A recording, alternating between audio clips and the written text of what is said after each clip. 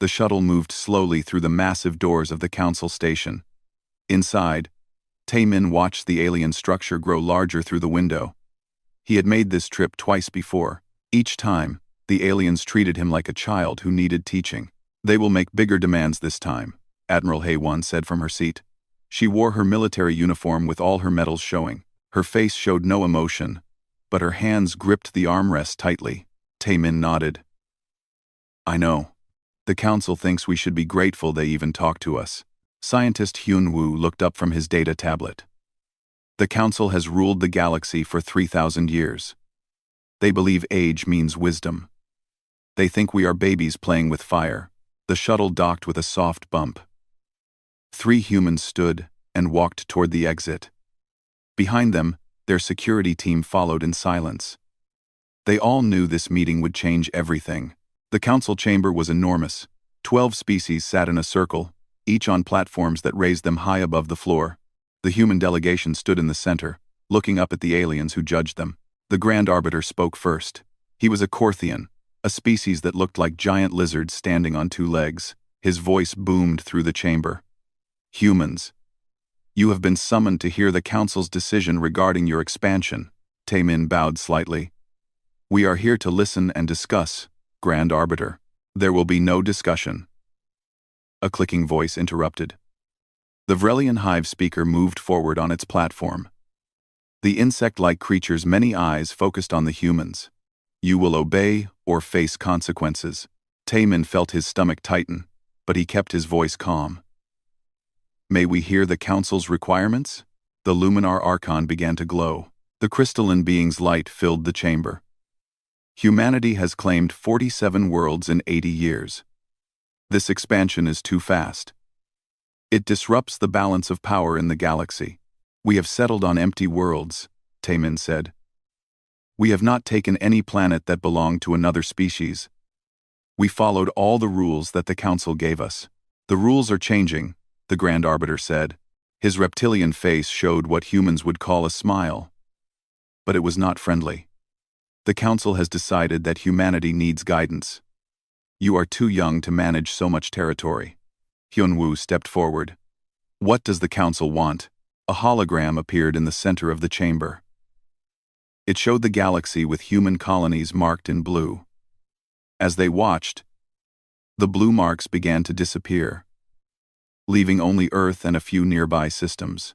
"You will surrender all military vessels beyond your home system," the Grand Arbiter announced. "You will allow council observers on all human worlds. You will stop all expansion into unclaimed sectors. You will submit to council authority in all matters of galactic importance." The chamber fell silent. Taemin looked at the hologram, then at the aliens above him. "You want us to give up our freedom. You want us to become your servants. We prefer the term protected species," the Luminar Archon said. Its glow softened as if it was being kind. "You will benefit from our wisdom and protection. Many younger races have thrived under council guidance." "Thrived?" Hae-won spoke for the first time. Her voice was cold and hard. "You mean they became weak? They depend on you for everything. They forgot how to stand on their own." The Vrelian hive speaker made a sound like angry buzzing. "Your military leader forgets her place. Perhaps this shows exactly why humanity needs supervision. You are aggressive and dangerous." Taemin raised his hand to calm Hae-won. "Grand Arbiter, surely we can negotiate terms that respect both the Council's concerns and humanity's sovereignty." "Node. Sovereignty?" The Grand Arbiter laughed. It was a deep, rumbling sound that made the floor vibrate. "You speak of sovereignty? You have been in space for barely 300 years. My species built starships before your ancestors discovered fire. You have no sovereignty. You have only what we allow you to have."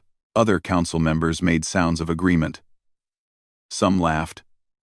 Others simply stared down at the humans with expressions that clearly said they were superior beings dealing with primitive creatures. Taemin felt anger rising in his chest, but he pushed it down. He was a diplomat. He had trained his whole life for difficult conversations. "How long do we have to consider the council's demands?" 72 standard hours, the Grand Arbiter said. Return to your homeworld. Discuss with your leaders. But understand this clearly. If you refuse, the Council will enforce compliance by force. You would attack us? Hyun-woo asked, his eyes wide. The Luminar Archon's glow became brighter, almost blinding.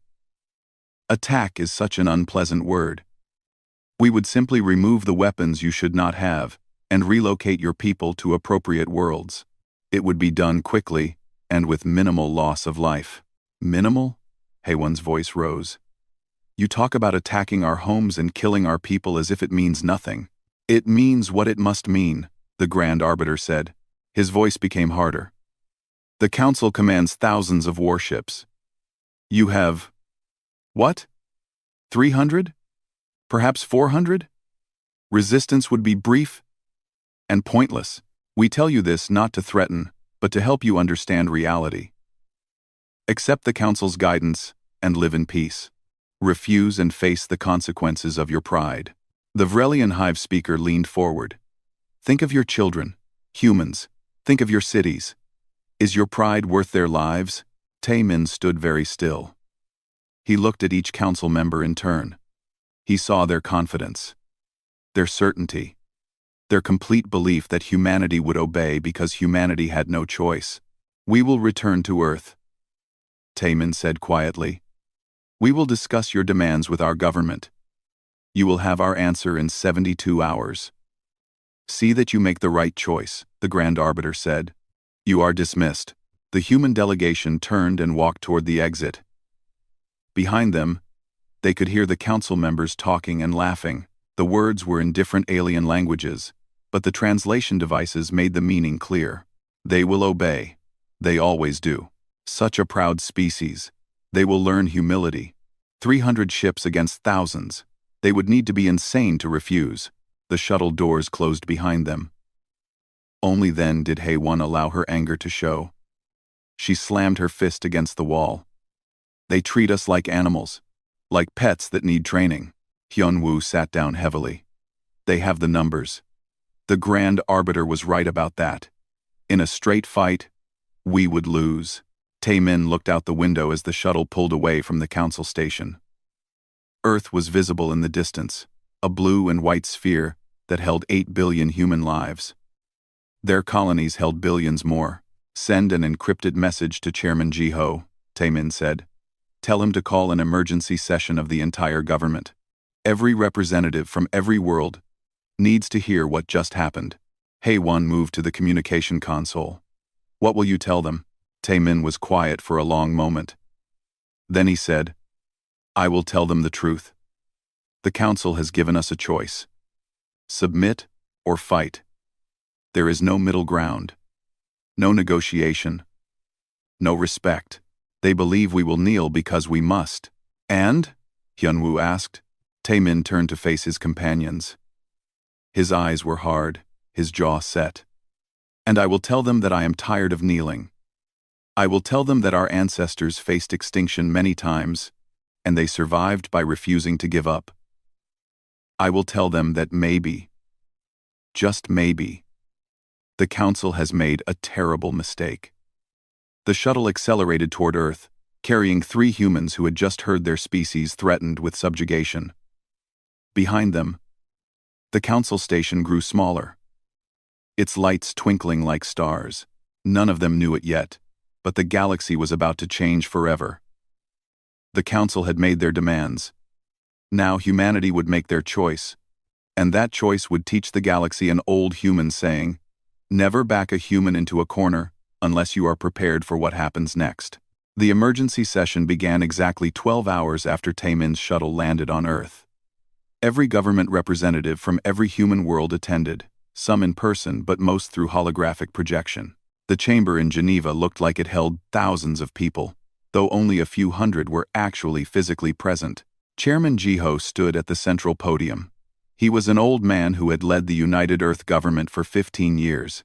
His hair was white, his face lined with age, but his eyes were sharp and clear. He raised his hand for silence. Representatives of humanity, Ji-ho began. We face the most important decision in our history. Ambassador Taemin will now explain what happened at the council station. Taemin walked to the podium. He looked tired. The journey back from the council station and the hours of preparation for this meeting had worn him down. But his voice was steady as he spoke. The Galactic Council has issued an ultimatum, Taemin said. He activated the hologram system, showing the recording of the council meeting. The representatives watched in silence as the aliens made their demands. They heard the Grand Arbiter's threat. They saw the contempt in the council members' expressions. When the recording ended, the chamber erupted in angry voices. Representatives shouted questions and objections. Jiho let them talk for several minutes before calling for order again. We have 3 options, Taemin said once the chamber was quiet. First, we can accept the council's terms. We would give up our military, surrender our colonies to council oversight, and become what they call a protected species. Second, we can try to negotiate for better terms. Third, we can refuse their demands entirely. A holographic representative stood. It was Yuna from New Pyongyang, one of humanity's most prosperous colonies. If we refuse, they will attack us. The Grand Arbiter said they have thousands of ships. We have barely 400. How can we possibly fight that? Many representatives nodded in agreement. The numbers were clear. In any direct war, humanity would lose. May I speak? A voice came from the back of the chamber. General Dong-hyun walked forward. He was the supreme commander of Earth Defense Forces, responsible for protecting all human worlds. His uniform was plain, without decoration, but everyone knew his reputation. He had fought in the Outer Colony Defense Wars 20 years ago. Speak, General, Jiho said. Dong-hyun stood at the podium next to Taemin. He looked out at the assembled representatives. Representative Yuna is correct. In a traditional war, fighting fleet against fleet, we would lose. The Council has more ships, more resources, and more experience. They have been fighting wars since before Earth had cities. The chamber became very quiet. No one expected the military commander to agree with surrender. However, Dong-hyun continued, we are not going to fight a traditional war. He activated a different hologram. It showed star charts and military deployments. For the past 20 years, since we first encountered the Council and saw how they treated younger species, we have been preparing. We knew this day might come. Another representative stood. Preparing how? You cannot build thousands of ships in secret. No, Dong-hyun agreed. But we can build better ships, smarter weapons. And we can develop tactics the Council has never seen. A door at the side of the chamber opened. A woman walked in, carrying a secure data case. She was Chief Engineer Soo Bin, head of Earth's Advanced Research Division. Very few representatives had ever heard of her. Her work was classified at the highest levels. Representatives of humanity, Soo Bin said as she reached the podium. My team has spent 2 decades developing technologies that the Council does not know exist. I am here to tell you that the General is correct. We can fight, and we can win. The chamber exploded with questions. Jiho had to call for order 3 times before people quieted down. Soo Bin opened her data case and connected it to the secure network. What I am about to show you is classified at level 10. Under normal circumstances, only 50 people in all of human space know these secrets. But this decision affects everyone, so everyone deserves to know the truth. The hologram changed. It showed a starship unlike any the representatives had seen before. It was smaller than a traditional human cruiser, sleek and dark. This is the Shadow-class destroyer, Soo Bin explained. It does not use Council-approved jump gates for faster-than-light travel. It has its own drive system, based on principles we discovered independently.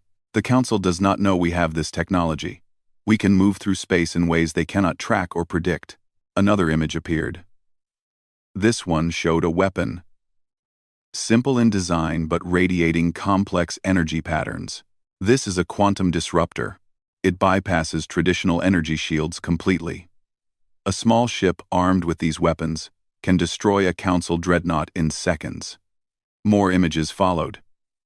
Each one showed technology that seemed impossible. Ship armor that could repair itself. Communication systems that were truly instantaneous, across any distance. Cyber warfare tools that could hack into any computer system. How? Someone asked. How did we develop all this without the Council knowing? Subin smiled. Because they stopped watching us years ago. They decided we were primitive and uninteresting. They assumed we would follow the path they laid out, using their technology and their methods. They never imagined we would go our own way. Hyun-woo stepped forward. I have worked with Engineer Subin's team for 5 years. I can confirm everything she has said. We have advantages the Council cannot imagine, but there is more. He paused dramatically. We have been inside their networks for 3 years. We know their fleet positions, their communication protocols, their security systems. If we go to war, we will not be fighting blind. Yuna stood again. Her face was pale. Even with all this, people will die. Colonies might be destroyed. Are we really willing to risk everything? Die. Die. Die. Die. Die. Die. Die. If we submit, Admiral Haewon said, rising from her seat, we die slowly instead of quickly. The Council will control every aspect of our lives. Our children will grow up as subjects, not as free humans. The debate continued for hours. Some representatives argued for acceptance of the Council's terms. Better to live under Council rule than die in a war. Others argued for negotiation, hoping to find some middle ground. But more and more representatives spoke in favor of rejection. They quoted human history, reminding everyone that humanity had always fought against oppression. They talked about the colonies that had been built with human sweat and sacrifice. They asked what kind of future they wanted for their children. Finally, as the day grew late, Jiho called for the vote. This is a binary choice, he said.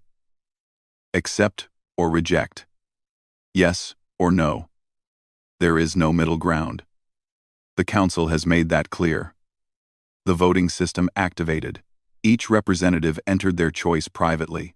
The results would be announced when everyone had voted. The chamber was silent as people made their decision. Some voted quickly, their minds already made up. Others hesitated, their fingers hovering over the controls, as they wrestled with the weight of their choice. 10 minutes passed. 20. Finally, the last vote was recorded. Jiho looked at the results on his private screen. His face showed no emotion. He stood and addressed the chamber. The vote is complete. 847 representatives voted to reject the Council's ultimatum. 203 voted to accept. Humanity has spoken. Some representatives cheered. Others sat in stunned silence. A few were crying. Knowing what this decision meant, Jiho raised his hand for quiet one last time. Ambassador Taemin, you will return to the Council station in 72 hours. You will deliver our response. General Dong-hyun, you will begin full mobilization of all defense forces. Engineer Subin, your projects are now declassified. Begin production immediately. He paused, looking around the chamber at the faces of humanity's elected leaders. Representatives, contact your worlds. Tell your people what we have decided. Tell them to prepare. Tell them that humanity will not kneel. Taemin felt his heart pounding in his chest. They had done it. Humanity had chosen to stand and fight, rather than submit. He thought about the Council members, sitting in their comfortable chambers, confident that the humans would obey. They were about to learn they were wrong. Jiho stepped down from the podium. As he passed Taemin, he stopped and placed a hand on the younger man's shoulder. My daughter sent me a message before the vote, Jiho said quietly. She lives on Titan. She told me, don't let them make us kneel, father. We're ready to stand. That is when I knew which way to vote. No. Taemin nodded, unable to speak. The chairman walked away, leaving the ambassador standing alone at the podium, looking out at the representatives who were beginning to file out of the chamber. In 72 hours, he would face the Council again. But this time, he would not go as a supplicant begging for scraps. He would go as the representative of a free species that had made its choice. The galaxy was about to learn what happened when you pushed humanity too far. The shuttle approached the Council station exactly 72 hours after the ultimatum had been delivered. But this time, Taemin was not alone with just a small delegation. Behind his shuttle, 100 human warships held position in a precise formation. Inside the council chamber, the aliens were gathering. They expected the humans to arrive on time.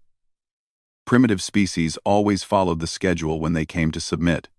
"They will kneel," the Vrelian hive speaker said, its multiple eyes gleaming. "They have no choice."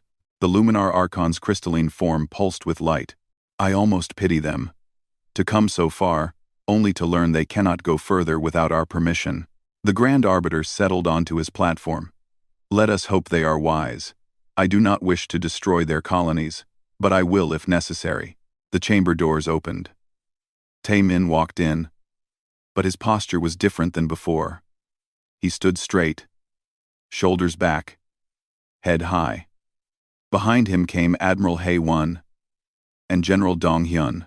They wore full military dress uniforms. Their medals caught the light as they walked. The council members noticed the change immediately. Where before the humans had seemed humble and cautious, now they appeared confident. "Ambassador Taemin," the Grand Arbiter began, "you have returned to deliver your government's response to the Council's requirements." "I have," Taemin said. His voice was clear and strong, echoing through the chamber. "And," the Vrelian hive speaker leaned forward, "will humanity accept the Council's wisdom and guidance?"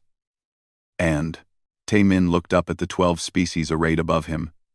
He saw their confidence, their certainty. They truly believed he had come to surrender. "No," Taemin said. The single word hung in the air. For a moment, the council members seemed not to understand. Then the Luminar Archon's glow flickered in confusion. "No," it repeated. "Perhaps we misunderstood. Could you clarify your response?" "I am being very clear," Taemin said. "Humanity rejects your ultimatum. We will not surrender our military vessels. We will not accept council observers on our worlds. We will not stop our expansion into unclaimed space. We will not submit to council authority." The chamber erupted in noise. The council members spoke over each other in a dozen different languages. The translation devices struggled to keep up with the chaos. The Grand Arbiter raised his massive clawed hand for silence. When the chamber quieted, his voice was dangerous. "You refuse? Do you understand what you are saying? Do you comprehend the consequences?" We understand perfectly," Taemin replied. "You asked us to give up our freedom. We decline. You demanded that we become your subjects. We refuse." Admiral Hae-won stepped forward. "We came to you 3 times, seeking friendship as equals. 3 times you treated us with contempt. You measured us by your standards and found us wanting. That was your mistake, not ours." The Vrelian hive speaker made a sound like angry insects swarming. "Mistake? You dare speak to us of mistakes? You are children playing at war. We have commanded fleets since before your world had kingdoms." "Then, perhaps," General Dong-hyun said coldly, "you have been commanding them for too long. Perhaps you have forgotten what it means to face an enemy who thinks differently than you do." The Grand Arbiter rose to his full height, towering on his platform. "You compare yourselves to enemies? You have 400 ships. We have thousands. You have colonies on 47 worlds. We control 10,000 systems. Where is your sense? Where is your survival instinct?" Taemin smiled, but it was not a friendly expression. "Our survival instinct is what brought us here. Do you know what we have learned about the Council in our time among the stars? You have not fought a real war in 500 years. You have not faced an enemy who could truly challenge you. You have grown comfortable, soft. The Luminar Archon's glow became harsh and bright. Enough. You will not insult this Council. You will accept our terms, or we will enforce them." "Enforce them then," Taemin said. "We will be waiting." The Grand Arbiter's eyes narrowed. "You truly wish for war? You would sacrifice billions of your people for pride." "Not for pride," Taemin said. For freedom. For the right to exist as a sovereign species. For our children's future. Those are things worth fighting for. A smaller council member spoke up. It was a Felixian. A species that resembled Earth's cats but walked upright. Perhaps we could negotiate new terms. Find a middle ground that both sides can accept. There is no middle ground, the Vrelian hive speaker snapped. They obey or they die. That is the only choice. Taemin turned to the Felixian. Thank you for trying, but the Vrelian is correct. The council has made its position clear. Either we submit completely or we fight. There is no negotiation. He turned back to face the Grand Arbiter. We offered you partnership. We offered you trade and cultural exchange. We offered you friendship between equals. You responded with threats and demands. You chose this path, not us. Scientist Hyun Woo, who had been quiet until now, spoke up. The council claims to represent wisdom and order in the galaxy. But what wisdom is there in forcing a proud species to kneel? What order comes from oppression? The Grand Arbiter's face twisted in anger. Proud? You are not proud. You are arrogant and foolish. Very well. Since you refuse our mercy, you will learn what the council does to those who defy its will. He touched a control on his platform. A holographic display appeared, showing the council's military deployment. Thousands of ships were gathering at staging points throughout the galaxy. 3 fleets, the Grand Arbiter announced. The first will secure your outer colonies. The second will blockade your major worlds. The third will ensure Earth's compliance. Within 1 month, every human ship will be destroyed or captured. Within 2 months, every human colony will be under council control. This is not a threat. This is a certainty. Admiral Haewon studied the display with professional interest. Impressive numbers, she admitted. But numbers are not everything. No? The Grand Arbiter laughed. What else is there? You cannot match our firepower. You cannot match our technology. You cannot match our experience. What do you have that we do not? Motivation. General Dong-hyun said simply. You fight because we defied you. We fight because everything we love is at stake. That makes all the difference. We fight because one cries as the Vrelian hive speaker made its buzzing laugh again. Motivation does not deflect energy weapons. Motivation does not pierce shield generators. You will learn this lesson at great cost. Taemin nodded slowly. Perhaps. But consider this. You are correct that we are a young species. We have only been in space for a few centuries. Do you know what that means? It means you are inexperienced, the Luminar Archon said, unprepared for real conflict. No, Taemin replied.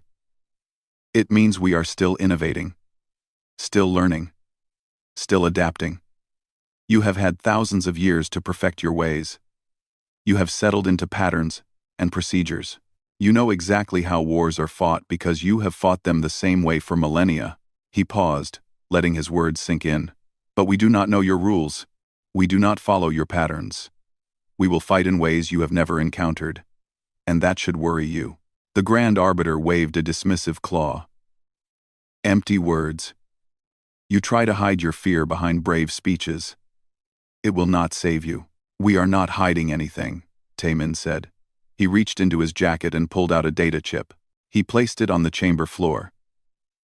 That contains humanity's formal response to the Council's ultimatum. It also contains tactical data you should find interesting. The Luminar Archon extended a probe of light to retrieve the chip. It scanned the contents, then its glow suddenly intensified with what the humans recognized as shock. This shows. How did you? The Archon could not finish its sentence. Shows what? The Grand Arbiter demanded. Fleet positions. The Archon said quietly. Council fleet positions. All of them. Updated within the last hour. This information should be impossible for them to have. The chamber became very quiet. The council members looked at each other. Then down at the 3 humans, standing calmly in the center of the room. How?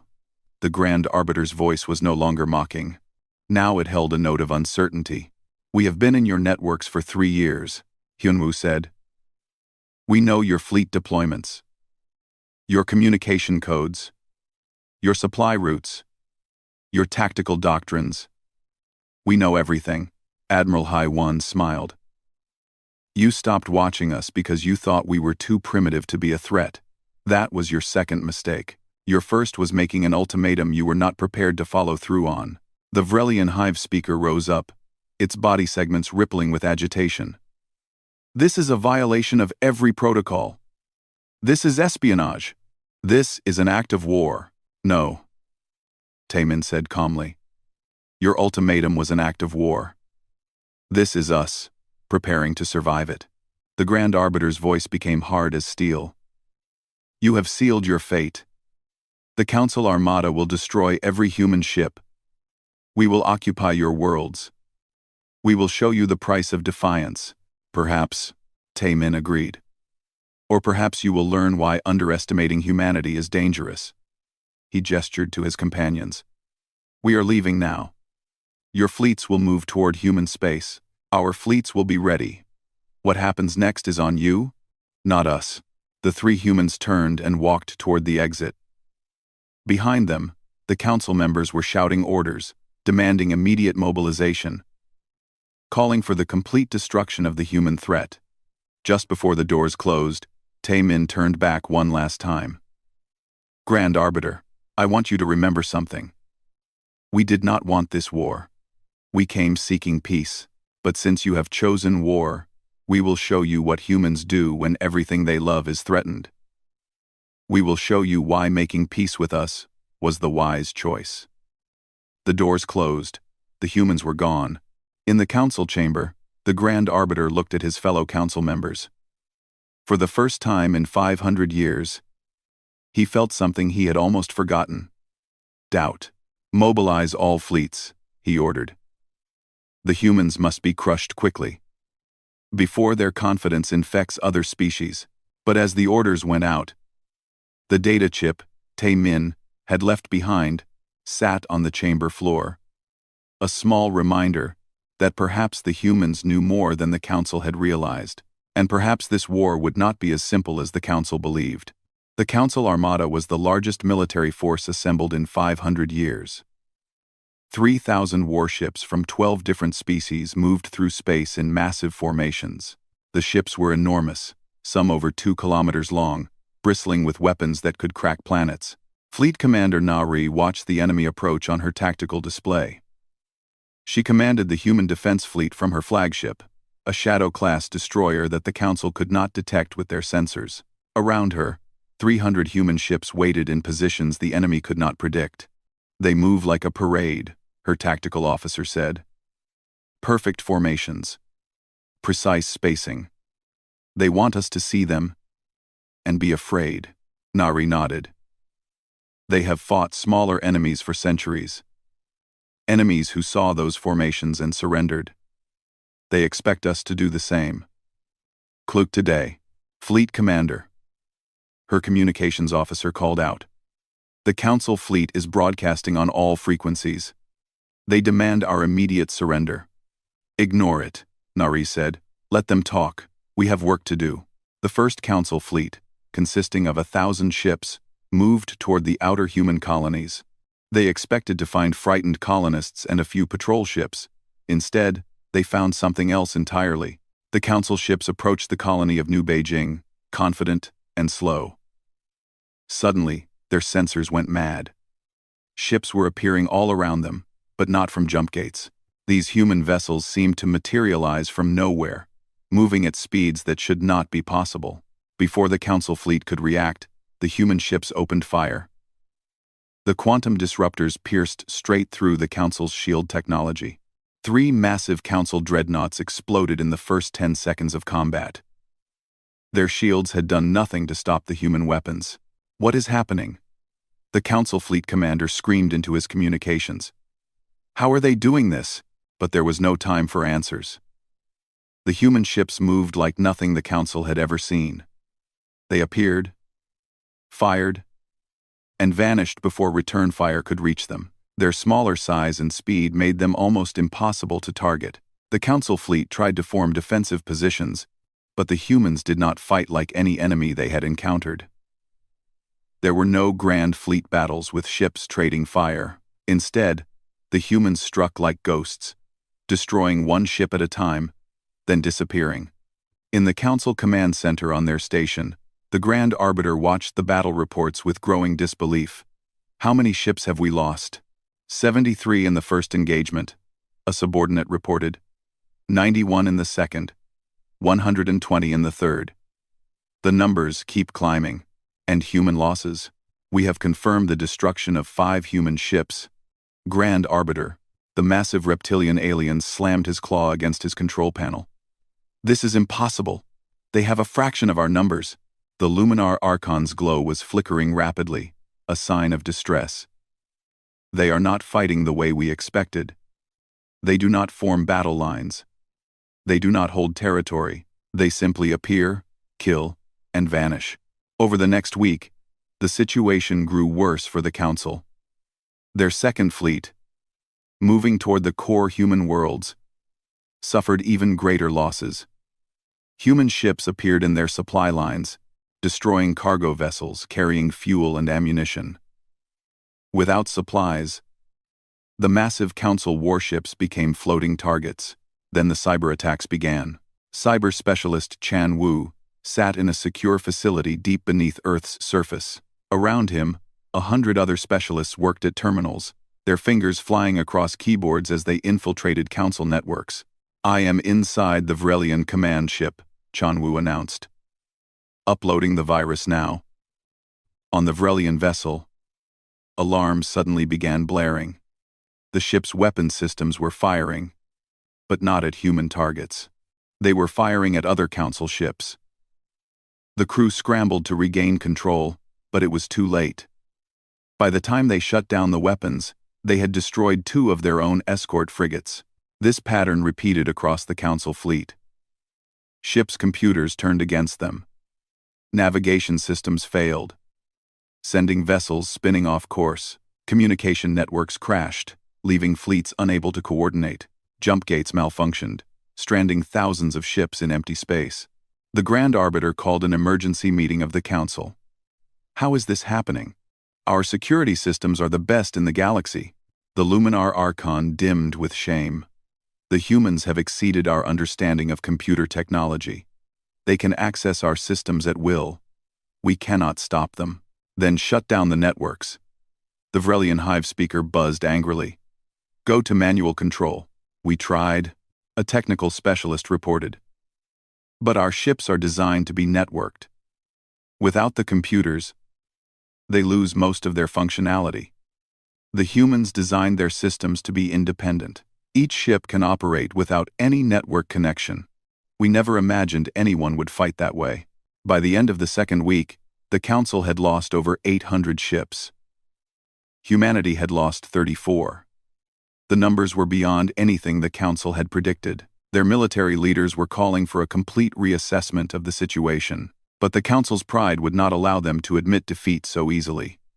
They gathered their remaining forces and prepared for one massive assault on Earth itself. If they could destroy the human homeworld, the war would end regardless of tactical victories. The Third Council fleet, the largest at 1,200 ships, moved toward the Sol system. This time, they abandoned their elegant formations. They scattered, hoping to make it harder for the human ships to strike. Admiral Hay-1 watched them come. She stood on the bridge of the flagship, her expression calm, despite the enormous enemy force approaching. "General Donghyun, are your ground forces ready?" "Ready, Admiral," came the response over the secure channel. "If any Council ships make it through, they will find Earth well defended. They will not make it through," Hay-1 said with quiet confidence. The Council fleet entered the outer Sol system. They expected fierce resistance. They expected to lose ships, but they believed their numbers would overwhelm the human defense. Instead, they found something that made their confidence crumble. Every asteroid in the system was armed. Every small moon held hidden weapons. Every seemingly empty stretch of space contained mines and automated defense platforms. Earth had not just prepared ships to fight, they had turned the entire solar system into a fortress. The Council fleet found themselves in a killing field. Human ships attacked from every direction. Automated weapons fired from locations the Council sensors could not detect. The quantum disruptors tore through ship after ship, and then Fleet Commander Nari deployed her reserve force. 200 human warships that had been hiding in the outer system, using stealth technology the Council did not know existed. They appeared behind the Council fleet, trapping them between two forces. The Battle of Seoul lasted for 6 hours. When it was over, the Council's third fleet had been destroyed. Of 1,200 ships, fewer than 300 escaped. They fled in disorder, their proud formations abandoned in their panic to survive. The human losses were higher than in previous engagements. 73 ships destroyed, but Earth remained untouched. Not a single Council vessel had come within weapons range of humanity's homeworld. In the Council chamber, the Grand Arbiter stood in silence. Around him, the other Council members were equally quiet. The holographic display showed the tactical situation. 3 Council fleets had been deployed. All 3 had been defeated. Over 2,000 ships destroyed in less than 3 weeks. How? The Vrelian Hive speaker's voice was weak, its earlier aggression gone. How did we lose? General Dong Hyun's face appeared on the Council's main display. The transmission was being broadcast on every Council channel, ensuring that every species in the galaxy could hear. You lost because you measured us by your standards, Dong Hyun said. You assumed we would fight like you fight. You assumed our technology would be like yours. You assumed we would follow the rules you know. He paused, letting his words sink in. But we are not like you. We have only been in space for 3 centuries, yes, but that means we have no old habits to break. We have no traditional ways of doing things. We innovated because we had to. Every moment of our history taught us that survival requires constant adaptation. The Luminar Archon's glow was almost invisible now, dimmed by defeat. What do you want? You have proven your point. You have demonstrated your capabilities. Want? Dong Hyun shook his head. We wanted peace. We wanted friendship. We wanted to be treated as equals. You refused all of that. You demanded submission, so we gave you war instead. Admiral Haewon appeared beside the general. We could pursue your retreating fleets. We could strike at your core worlds.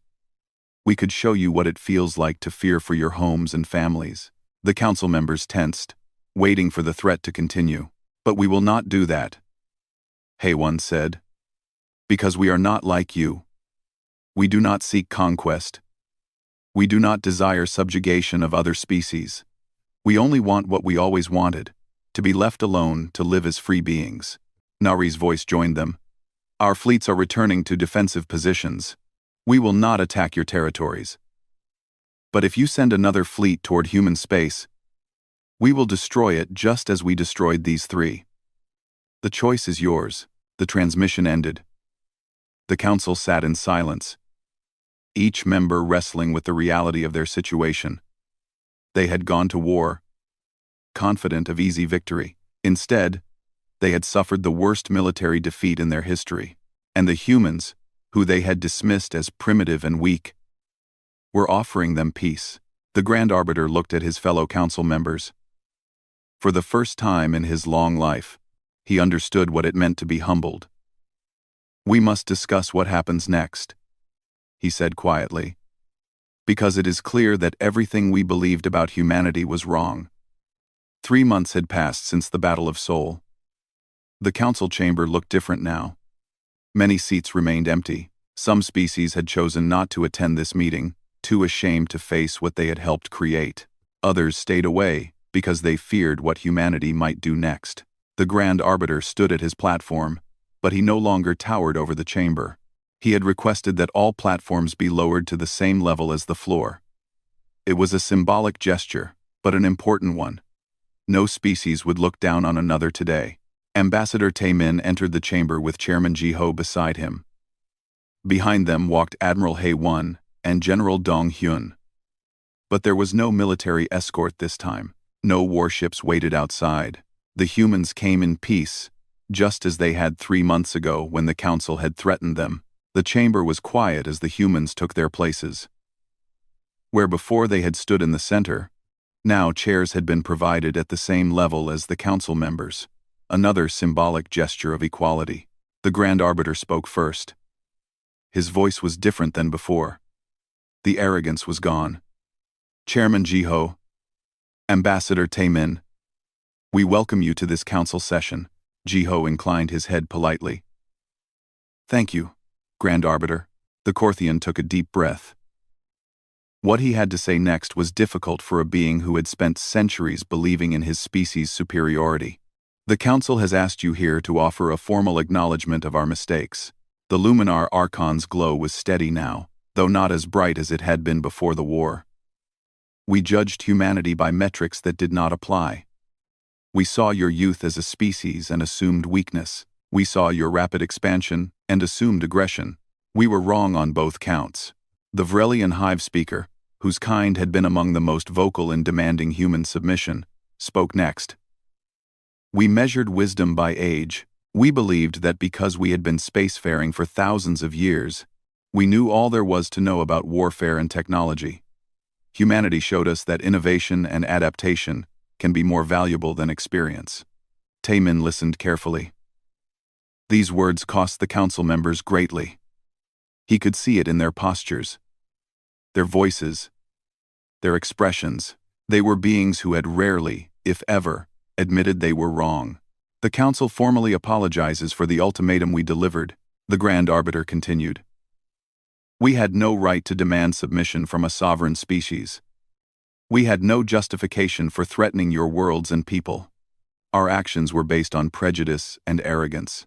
He paused, and when he spoke again, his voice held genuine regret. We went to war believing we would teach humanity a lesson. Instead, you taught us several. You showed us that we had become complacent, that our long history had made us rigid in our thinking, that we had forgotten how to treat other species with respect. Quote, Chairman Jiho stood. He was old, and the last 3 months had aged him further, but his voice was strong. Grand Arbiter, members of the Council, humanity accepts your acknowledgement, but words alone cannot undo what has happened. We know, the Grand Arbiter said.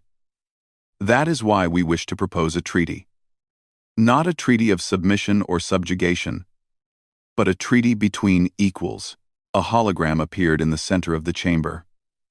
It showed the proposed treaty terms. Taemin studied them carefully. The terms were generous, far more so than he had expected. All human colonies are recognized as sovereign territory, the Luminar Archon explained. No council oversight, no restrictions on your expansion, no limits on your military forces. Furthermore, the Vrelian hive speaker added, we offer humanity full membership in the Galactic Council, not as a junior member or a protected species, but as a full voting member with all the rights and privileges that entails. Scientist Hyun Woo, who had accompanied the delegation, spoke up. What does the Council expect in return? The Grand Arbiter's expression was sincere. We hope that humanity will share their technological innovations with the Council, not as tribute or payment, but as partners, working together. Your advances in computer technology, your faster-than-light drive systems, your approach to warfare, all of these could benefit every species in the galaxy. And, the Luminar Archon added, we hope humanity will help us reform the Council itself. We have operated under the same principles for thousands of years. Those principles clearly need to change. We need voices that think differently, that challenge our assumptions. Admiral Hae-Won leaned forward. You want us to teach you? After you tried to conquer us? Yes, the Grand Arbiter said simply. Pride prevented us from learning before. Defeat has taught us humility. You showed mercy when you could have pressed your advantage. You offered peace when you had earned the right to demand revenge. That speaks to a wisdom we clearly lack. Jiho looked at his fellow humans. They had discussed this possibility during the journey to the Council station. They had debated what terms they would accept. what they would demand. But hearing the council's genuine contrition changed the calculation. "We have conditions," Jiho said finally. "Name them," the Grand Arbiter replied. "First, this treaty must include protections for all younger species, not just humanity. No species should be threatened with subjugation simply because they are new to the galaxy." The council members looked at each other, then nodded. "Agreed," the Luminar Archon said. "Second, the council must establish clear laws about sovereignty and expansion. No more vague rules that can be interpreted however the powerful choose. Every species must know their rights." "Also agreed," the Grand Arbiter said. "Third, there must be compensation for the families of those who died in this war, both human and council species. The war was the council's mistake, but people on all sides suffered for it." The Vrelian Hive speaker made a sound of acceptance. "We will establish a fund for all families affected. This is just..." Taemin stood and walked to the center of the chamber. He looked at each council member in turn. "Grand Arbiter, you asked earlier what humanity wants. I will tell you. We want the galaxy to be a place where species are judged by their actions, not their age. Where younger civilizations are mentored, not controlled. Where differences are celebrated, not feared." He gestured to his companions. "We come from a world that almost destroyed itself many times. We know the cost of prejudice and arrogance. We know what happens when the powerful oppress the weak. We learned these lessons in blood and fire." His voice became stronger. "If humanity joins the council, we will push for change. We will challenge comfortable assumptions. We will speak for species that have no voice. We will be difficult and demanding partners." The Grand Arbiter's scaled face moved into what might have been a smile. "We would expect nothing less. That is exactly why we need you." Over the next hour, the details were worked out. The treaty was formalized. Humanity would join the Galactic Council as a full member. All human territory was recognized. No restrictions would be placed on human expansion or military forces. In return, humanity agreed to share certain technologies and to work with the Council on reforms that would prevent future conflicts. They also agreed to establish exchange programs, allowing younger species to learn from human innovation, while humans learned from the Council's vast historical knowledge. When the treaty was complete, the Grand Arbiter stood. "Is there anything else humanity wishes to address?" Yuna, the representative from New Pyongyang, who had once argued for acceptance of the Council's original ultimatum, spoke up. She had been invited to attend as an observer. "Yes. I want to ask the Council a question." "Speak," the Luminar Archon said. "Why did you really change your minds? Was it only because you lost the war? If you had won, would you be offering this treaty?" The chamber fell silent. It was a hard question, but a fair one. The Grand Arbiter considered his answer carefully. "If we had won, we would have enforced our original demands. We would have believed we were right. Defeat forced us to see what we had become. Bullies who use strength to control others." He paused, then continued. "But there was something else. After the Battle of Seoul, we expected you to attack our worlds. We prepared for invasion. Instead, you simply returned to your borders and offered peace. That action taught us more than any battle could. It showed us that humanity truly wanted what you claimed, to live in peace as equals." The Vrelian Hive speaker added, "You could have humiliated us. You could have demanded harsh terms. You could have made us suffer as we intended to make you suffer. But you did not. That showed a wisdom and restraint we had not expected." General Dong Hyun spoke quietly. "Every war has costs that go beyond ships and lives. This war cost the Council their certainty. It cost them their belief in their own superiority. Those are hard things to lose, but perhaps they needed to be lost." The Luminar Archon's glow brightened with what the humans had learned to recognize as agreement. "The General is correct. We had grown comfortable in our position. We had forgotten that wisdom requires constant questioning, not blind certainty." Chairman Jiho rose and walked to where the Grand Arbiter stood. The old human and the ancient alien regarded each other for a moment. Then Jiho extended his hand in the human gesture of agreement. The Grand Arbiter looked at the offered hand, then carefully wrapped his clawed hand around it. "To a new partnership," the Korthian said. "To mutual respect and learning," Jiho replied. The treaty was signed by all parties. Humanity officially joined the Galactic Council. The war that had threatened to destroy human civilization instead became the event that transformed the galaxy's power structure.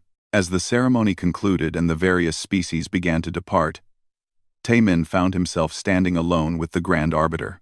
"Ambassador," the large alien said, "may I ask you a personal question?"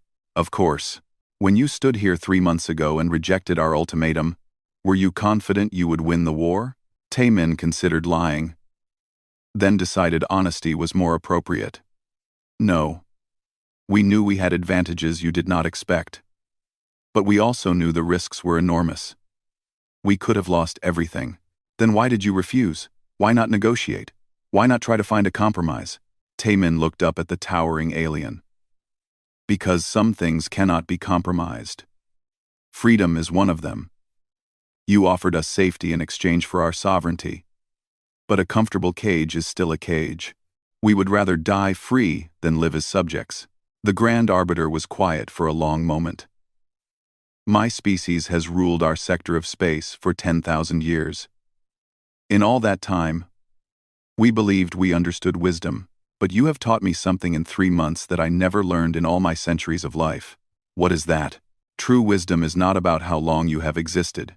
It is about how willing you are to learn and change. My species stopped learning long ago. We thought we knew everything. You showed us we knew very little about what truly matters." He placed a massive claw gently on Taemin's shoulder. "Thank you for that lesson, Ambassador. It was painful, but necessary." Taemin smiled. "Perhaps now we can learn from each other. We have much to teach, but we also have much to learn. That is what real partnership means." As Taemin left the council chamber for the last time as a non-member species, he looked back at the alien representatives. They were talking amongst themselves, already beginning the difficult work of reforming their ancient institutions. Outside, his shuttle waited. Earth was visible through the windows, blue and beautiful and free. Across human space, billions of people were celebrating. They had stood firm when threatened. They had fought when necessary, and they had shown mercy when victorious. Admiral Heywan was waiting in the shuttle. "How do you feel?" she asked. "Tired," Taemin admitted, "but hopeful. We have a chance to shape the galaxy into something better." Taemin admitted, "Do you think they will really change?" "I think they want to," Taemin said. "Whether they can overcome thousands of years of habit remains to be seen, but at least now they are willing to try." As the shuttle pulled away from the council station, carrying humanity's delegation home, a message was broadcast across every human world. Chairman Jiho spoke to his people one final time before retiring from public service. "Today, humanity took its place among the stars not through conquest, but through the strength of our convictions. We stood for what we believed, we fought for what we loved, and we extended mercy to those who wronged us. Let this be our legacy, that we were strong enough to fight and wise enough to forgive. The future is bright, and it belongs to all of us." And across the galaxy, on 1,000 worlds belonging to a dozen species, beings who had watched humanity's defiance and victory began to wonder if perhaps the Galactic Council had been wrong about more than just humans. Perhaps it was time for all of them to question the old ways and build something new. The age of unquestioned council dominance was over. A new era had begun, one where strength and wisdom would be measured not by age, but by actions, and humanity, the young species that refused to kneel, would help lead the way.